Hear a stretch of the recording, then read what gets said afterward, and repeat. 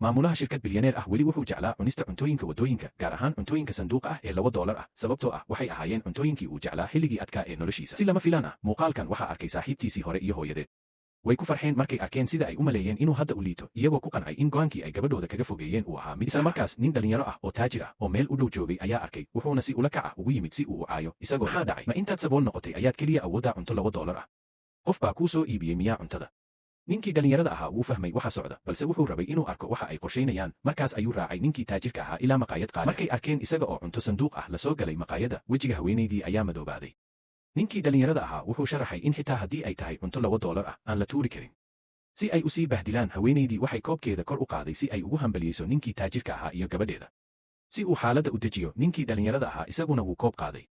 Laakiin haweenaydu halkaas kuma joogsan, waxay ninkii taajirka ahaa siisay bowdo digaag ah, mid kalena gabadheeda, iyadoo si ula kac ah isaga iska indha tiraysa, rajaynaysa inuu ka tago.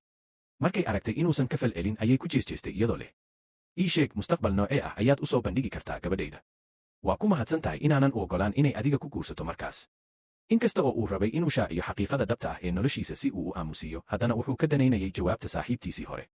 Wuxuu rajaynayay inay u istaagto, balse halkii ay sidaas yeeli lahayd, waxay samaysatay marmarsiyo oo way baxday.